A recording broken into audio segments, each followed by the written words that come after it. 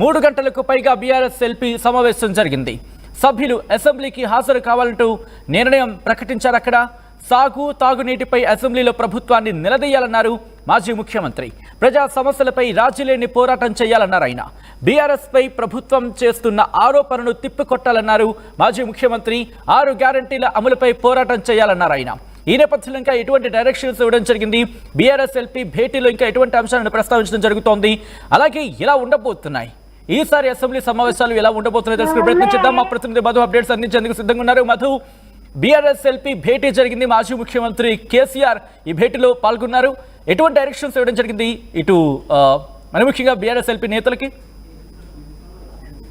Exactly, ముఖ్యంగా తెలంగాణలో ఉన్నటువంటి ప్రజా సమస్యల పైన రాజీలేని పోరాటం చేయాలనేటువంటి స్టేట్మెంట్ చేశారు. చాలా సుదీర్ఘంగా జరిగింది. మధ్యాహ్నం నుంచి సాయంత్రం 6 గంటల వరకు ఈ సుదీర్ఘంగా బీఆర్ఎస్ ఎల్పీ సమావేశం జరిగింది. కేసీఆర్ హాజరైనటువంటి ఎమ్మెల్యేలు ఎమ్మెల్సీలకు దిశానిర్దేశం చేశారు. ఏ అంశాలపైన బీఆర్ఎస్ నిర్ణయాలు తీసుకోవాలి అనేటువంటిది ప్రధానంగా మాట్లాడినటువంటి బీఆర్ఎస్ ఎల్పీ సమావేశంలో రైతుల సమస్యను ముఖ్య ఎజెండాగా తీసుకోవడం జరిగింది. కరెంట్ అందట్లేదు, సాగునీరు అందట్లేదు, మోటార్లు కాలిపోతున్నాయి, ఫ్లక్చువేట్ అయ్యి కరెంటు వల్ల.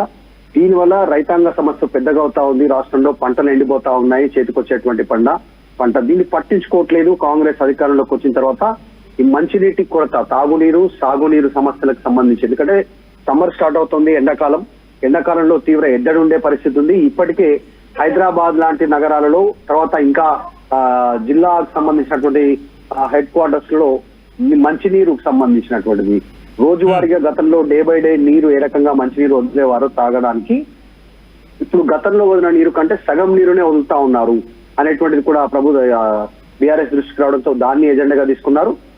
ప్రధానంగా ఎజెండాగా అయితే మాత్రం రైతాంగ సమస్యలు, ఇక్కడ సాగునీరు పైన దృష్టి పెట్టాలనేటువంటి నిర్ణయం తీసుకున్నారు. దీంతో పాటు మరొక కీలకమైనటువంటి అంశం, కాంగ్రెస్ అధికారంలోకి వచ్చిన తర్వాత తీసుకున్నటువంటి నిర్ణయం కులగణన, బీసీ రిజర్వేషన్ అంశం.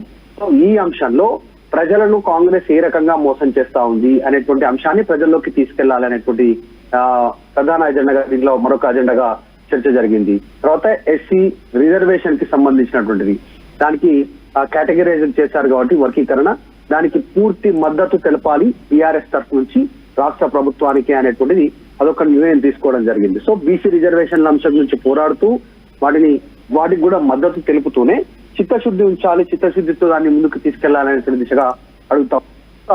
గురుకుల పాఠశాలలకు సంబంధించి అక్కడ పరిస్థితులు, తాగడానికి మంచినీరు లేదు, లోపల విద్యార్థులకు కరెక్ట్ ఫెసిలిటీస్ లేదు, మెస్సుకు సంబంధించినటువంటి విషయంలో కానీ అక్కడే నివసించడానికి, అక్కడైతే నిద్రిస్తా ఉన్నారో వారికి సంబంధించినటువంటి సమస్యలు, వీటన్నిటిపైతో పాటు ఉద్యోగుల సమస్యలు, ప్రభుత్వ ఉద్యోగులు రిటైర్మెంట్ బెనిఫిట్స్, డిఏలో పెండింగ్, పిఆర్సీ అమలు, వీటన్నిటిపైన పోరాటం చేయాలి. అసెంబ్లీ వేదికగా క్వశ్చన్ రైజ్ చేయాలి, గొంతు విప్పాలి. బీఆర్ఎస్ పార్టీకి సంబంధించిన ఎమ్మెల్యే అనేటువంటి నిర్ణయం తీసుకున్నారు.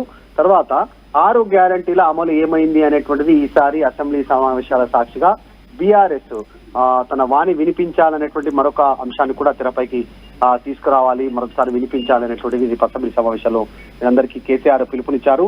తర్వాత మహిళలకు ఇచ్చినటువంటి హామీల విషయంలో కావచ్చు, విద్యార్థులు స్కాలర్షిప్, ఓవర్సీస్ స్కాలర్షిప్లు ఏవైతే ఉన్నాయో అది విడుదల చేయకపోవడం వల్ల సొంతంగా నిధులు పెట్టుకున్నారు, అప్పులు చేశారు, ఇల్లు తాకట్టు పెట్టుకున్నారు, బయట ఇంట్రెస్ట్ కు డబ్బులు తెచ్చుకొని దూరంగా విదేశాలలో ఓవర్సీస్ చదువుల కోసం వెళ్ళినటువంటి విద్యార్థుల సమస్యను గుర్తు చేయాలి రాష్ట్ర ప్రభుత్వానికి అసెంబ్లీ వేదికగా అనేటువంటిది మరొక అంశాన్ని తీసుకున్నారు. తర్వాత వైద్య రంగం, ఆ ప్రభుత్వ ఆసుపత్రుల్లో జరుగుతున్నటువంటి పరిస్థితులు, కనీసం పట్టింపు లేకపోవడము, మెడిసిన్ లేకపోవడము, అక్కడ ఫెసిలిటీస్ లేకపోవడం అంశాలను లేవనెత్తాలి అనేటువంటి అంశాలు, ఇలా అనేక అంశాలను తెరపైకి తీసుకోవాలనేటువంటి సుదీర్ఘ భేటీ జరిగింది. కేసీఆర్ ఎమ్మెల్యేలకు ఎమ్మెల్సీలకు ఇవన్నీ వివరించే ప్రయత్నం చేశారు.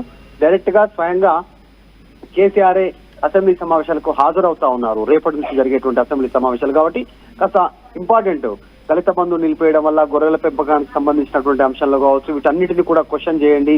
దీనివల్ల మరొకసారి బీఆర్ఎస్ ప్రభుత్వంలో లబ్ధి పొందినటువంటి వారితో మళ్ళీ వాళ్ళందరినీ మెమరైజ్ చేసేలా, జరిగినటువంటి గత ప్రభుత్వంలో జరిగినటువంటి పథకాలు వీళ్ళు కొనసాగించట్లేదు అని గుర్తు చేయాలనేటువంటిది కూడా చెప్పే ప్రయత్నం చేశారు. దాదాపు 3 గంటలకు పైగా కేసీఆర్ ప్రసంగించారు, ఇవన్నీ చెప్పే ప్రయత్నం చేశారు.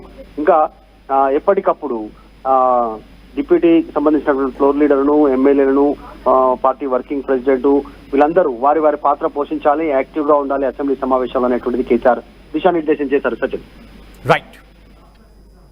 రైట్ మధు, మొత్తగైతే మాత్రం మాజీ ముఖ్యమంత్రి బీఆర్ఎస్ అధినేత కేసీఆర్ కాంగ్రెస్ ప్రభుత్వంపై పోరాటానికి సిద్ధమంటూ ఈరోజు ఆ భేటీ నిర్వహించారు. బడ్జెట్ సమావేశాల్లో అనుసరించాల్సిన వ్యూహంపై పార్టీ ఎమ్మెల్యేలు ఎమ్మెల్సీలకు కేసీఆర్ దిశానిర్దేశం చేశారు. 3 గంటలకు పైగా బీఆర్ఎస్ ఎల్పీ సమావేశం జరిగింది.